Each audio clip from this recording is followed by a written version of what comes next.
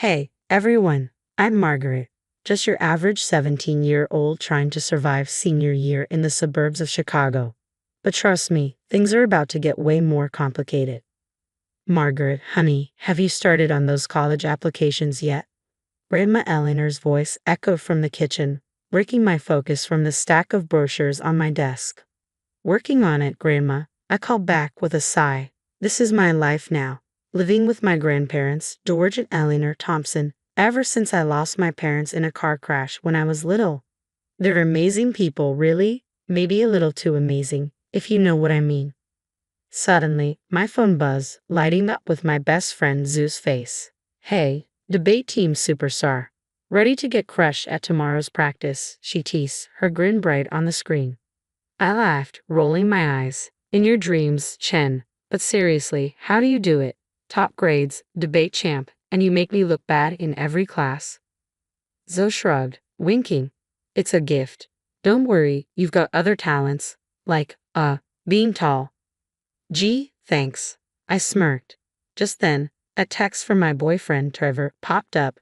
Good luck on your Stanford app, babe. You've got this. Yo twisted in my stomach. Trevor, the school's basketball hotshot, thought I was Stanford material. If only he knew.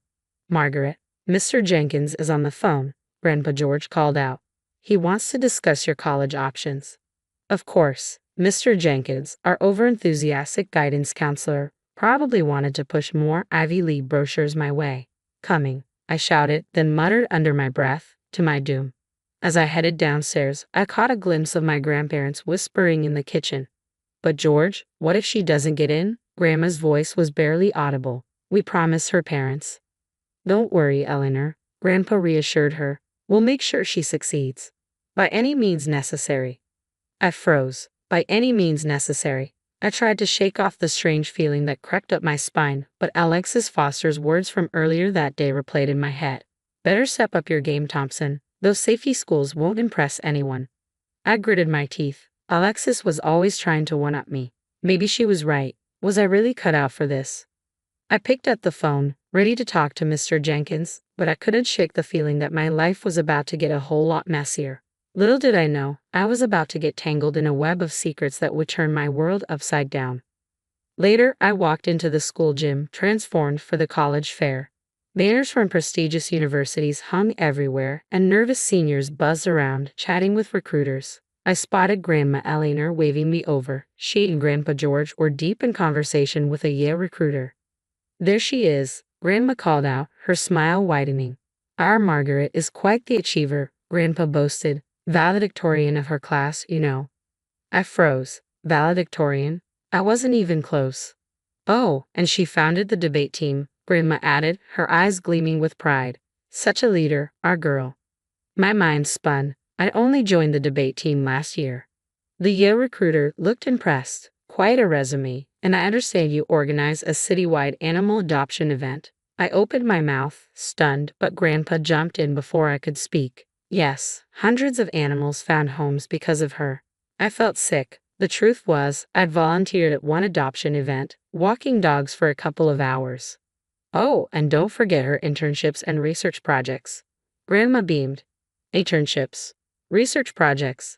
I stammered an excuse and ducked into a quiet corner. My phone buzzed with a text from Zoe. Where are you? Zoe texted. These college folks are looking for the famous Margaret Thompson. Famous. Oh no. Later that night, I couldn't hold back. I confronted my grandparents in the living room. What were you thinking? I demanded. Those were all lies. Grandma gave me a confused look. Lies? We were just embellishing a little. Everyone does it, dear. Embellishing. I echoed, incredulous. You said I was valedictorian. Grandpa waved his hand dismissively. Details. We're just trying to help you get ahead. Do you have any idea how competitive it is out there? But it's wrong. It's fraud. I shot back. Grandpa's face turned stern. Listen here, young lady. We sacrificed everything to give you a good life after your parents died. Is it so wrong to want the best for you? I felt the pang of guilt, but I couldn't let it go. But this isn't right. It feels like we're building a life that's not even mine. No buts, Grandma interrupted. This is how the world works, Margaret. You need every advantage you can get. The next day at school, I pulled Zoe and Trevor aside at lunch, my stomach twisting. Guys, I need to talk to you. It's serious. I explained everything from the valedictorian lie to the made-up accomplishments. Zoe's eyes widened in shock. That's messed up, Margaret. You've got to come clean before this gets worse. Trevor shrugged. I don't know. Maybe your grandparents have a point. College admissions are cutthroat. Why not use every advantage? Are you serious? Zoe shot him a glare. It's lying. It's playing the game, Trevor argued. Everyone exaggerates on applications. Not like this, I said, feeling the pressure building. This is way beyond exaggeration. So, what are you going to do? Zoe asked gently. I don't know, I admitted, but I have a really bad feeling about this. Little did I know, things were about to get much, much worse. The lies were starting to snowball, and my life was spinning out of control. One morning, I opened the mail to find an official-looking envelope.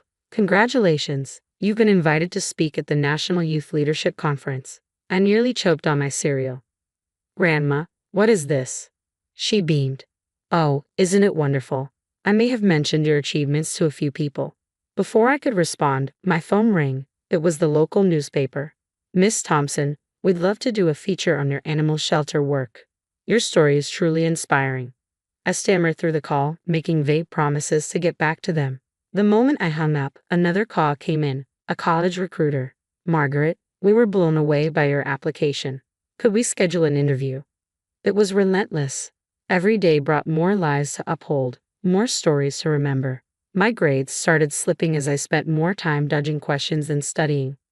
One day, Mr. Jenkins cornered me in the hallway, his face concerned. Margaret, I'm confused. Your actual record doesn't match all these accolades you're receiving. What's going on? I mumbled some excuse and practically ran out of the hall. Trevor caught up with me later, his brow furrowed. Margaret, what's up with you lately? You're always distracted, always making excuses. I'm just stressed about college stuff, I said weakly. He shook his head. It's more than that. I feel like I don't even know you anymore. Maybe we should take a break. I watched him walk away, straight toward Alexis Foster. A few days later, Alexis cornered me at my locker. Her smug smile said it all. I know what you've been up to, Thompson. All those fake accomplishments. I've got proof. My blood ran cold. What are you talking about? She smirked. Drop out of the running for the Mitchell Scholarship or I'll expose everything. At home, my grandparents were in full fantasy mode, chatting with neighbors. Did we tell you about our dear friend, the governor? Grandpa was saying with a smile. He's always asking for our advice. I couldn't take it anymore. I retreated to my room, tempted to just give in. What was the point of fighting?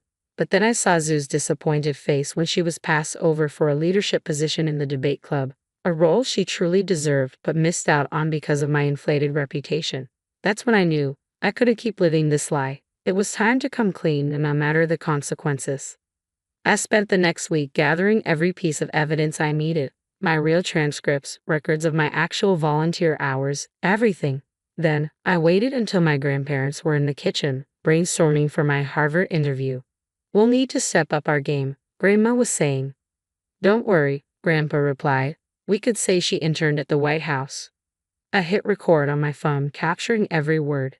The next day, I scheduled a meeting with Mr. Jenkins and the college recruiters who'd been hounding me. My hands shook as I walked into the conference room. Thank you all for coming, I began, my voice trembling. I have a confession to make. I played the recording, showed them my real records, and explained everything. When I finished, the room fell silent. Mr. Jenkins was the first to speak. Margaret, I don't know what to say. This is a serious ethical breach. One of the recruiters nodded but then added, it is, but coming forward like this, that takes real courage. The fallout was intense. My grandparents faced social ostracism and there was talk of possible legal trouble. I couldn't bear to face them, so I moved in with Sue's family, who welcomed me with open arms. Alexis tried to expose my story, but it backfired when her own unethical behavior came to light in the process. Trevor reached out, apologetic. Margaret, I'm sorry I doubted you. Can we start over? I shook my head. I'm sorry, Trevor, but right now, I need to focus on myself. In the months that followed, I dedicated myself to rebuilding my life on genuine accomplishments. I started a support group for students dealing with ethical pressures, doubled down on my schoolwork, and even secured a real internship at an animal shelter. When graduation day came, I wasn't valedictorian, but as I stood there in my cap and gown, I felt something far better: pride in my real achievements and excitement for the next chapter. Zoe grinned at me from the audience, and I smiled back. This time, it was going to be my real story. Margaret's journey from deception to redemption raises a question for all of us. How far would you go to achieve your dreams?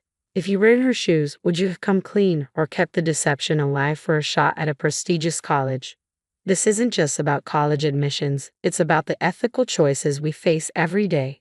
Is there a point where the ends justify the means, or is honesty always the best policy? Share your thoughts in the comments below. Have you ever felt pressure to exaggerate or bend the truth? How did you handle it? Your insights might just help someone else wrestling with a similar dilemma. If Margaret's story resonated with you, hit that like button to help more people find it. And if you want to dive into more stories that challenge our values and make us think, consider subscribing. Integrity is one of your most valuable assets. Protect it, and don't be afraid to stand up for what's right, even when it's hard.